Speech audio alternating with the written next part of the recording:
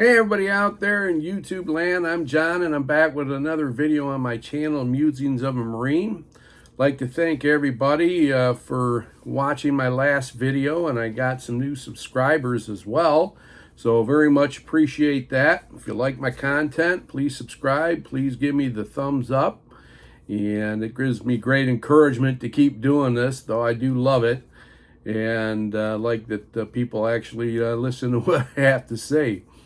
We're going to lighten up the mood again on this video, because what I want to mention today is about traveling to the Philippines from here in Detroit, and the adventures that my wife and I have come across in the process of doing so.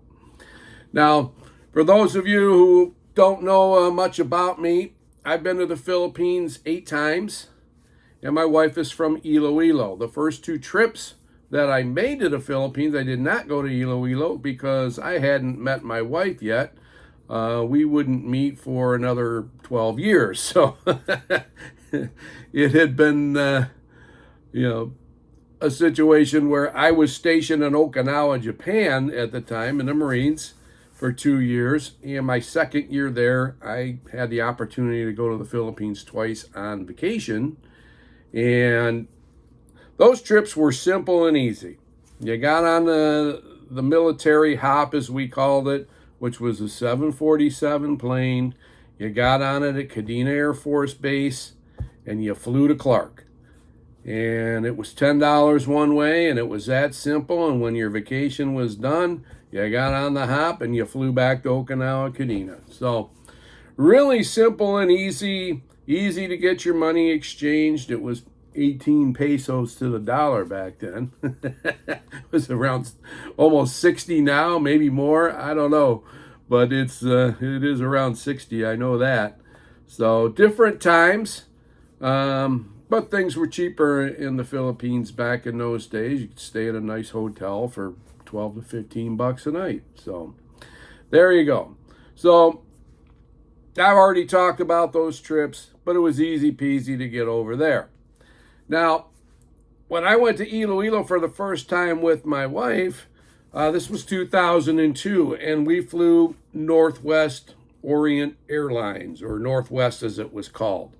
And for those of you who follow the airline industry, and this has become a great thing of interest to me now, and just the planes themselves and the airlines and who does what. And a lot of airlines have absorbed each other. Northwest doesn't exist anymore. It was bought out by Delta, and that was both a good thing and a bad thing. Delta's a good airline. They like flying it, but unfortunately, when Northwest still existed, we were able to fly from Detroit to Manila all the way on the same plane with a stop in Nagoya, Japan. And now Delta, for some reason, just doesn't do that anymore. They partnered up with Korean Airlines. If you want to take Delta to the Philippines, you have to fly either to Japan or South Korea, and then get to the Philippines from Incheon Airport in South Korea. So it's kind of a disappointment, because I like Delta Airlines. They fly almost everywhere, but for some reason they don't fly to the Philippines, and it's disappointing because United Airlines and American Airlines do. So the most interesting trips over there, though, were the second time we went over there. We did not go with Northwest. I booked it on Orbitz, and this is not an endorsement for them, but they've done me well in some trips. And we had United as our sponsoring carrier. So we took United Airlines from Detroit to Chicago, and from Chicago to Narita Airport in outside of Tokyo.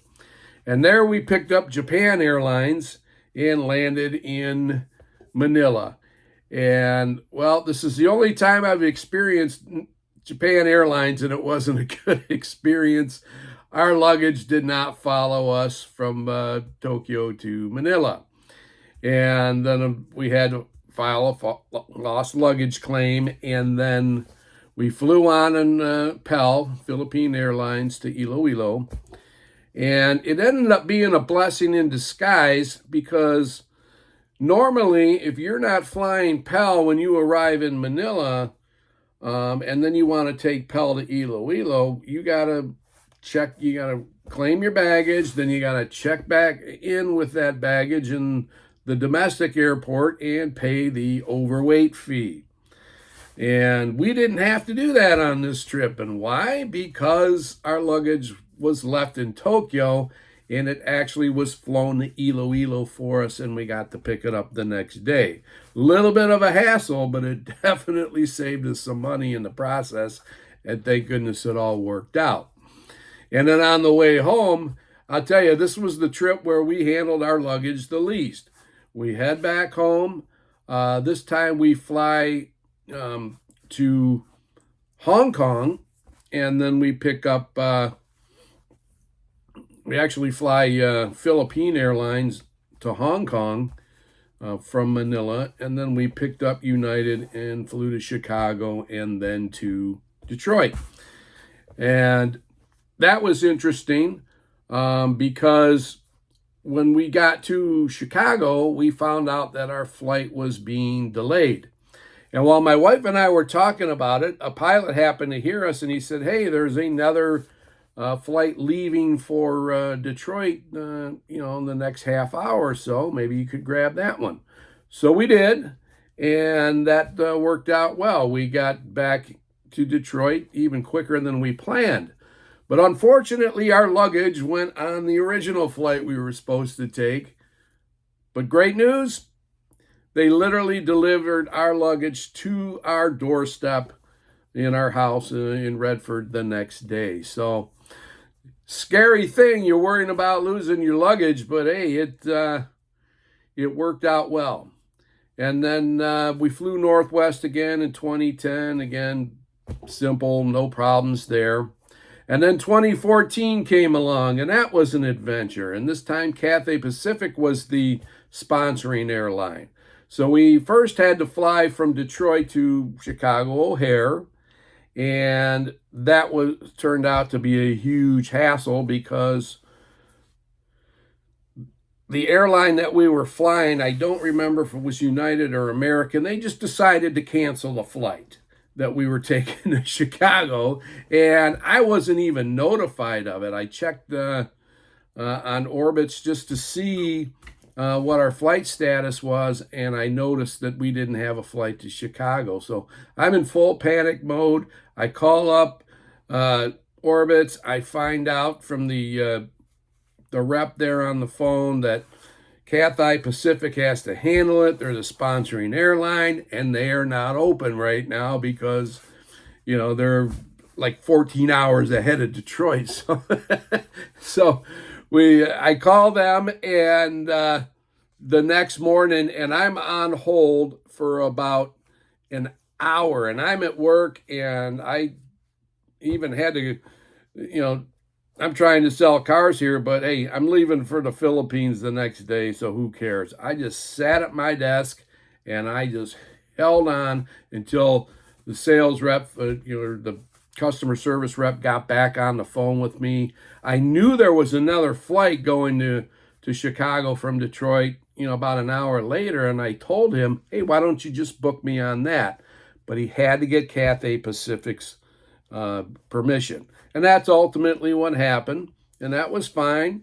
And we got on the plane in Chicago, but we didn't have a lot of time in Chicago. The layover was shorter, and as soon as we got off the plane there in Chicago, we had to find our way to the terminal where Cathay Pacific was and immediately get in line with customs and everything, and so we could pass through and get on the plane. And I barely had enough time to get something to eat before we hopped on the plane to Hong Kong. And that was a long flight, and the seats had poor padding in it.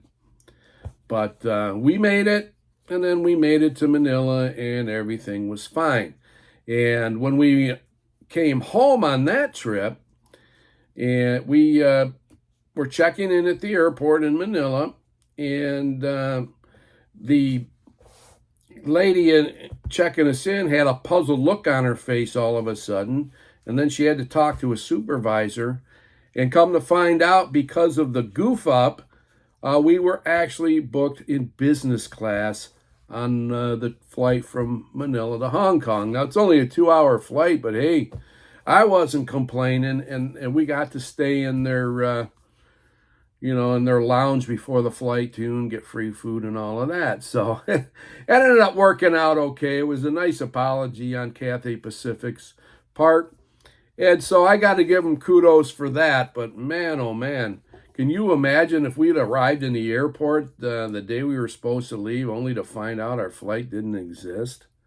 That would have been a problem. So anyways, we got past that one.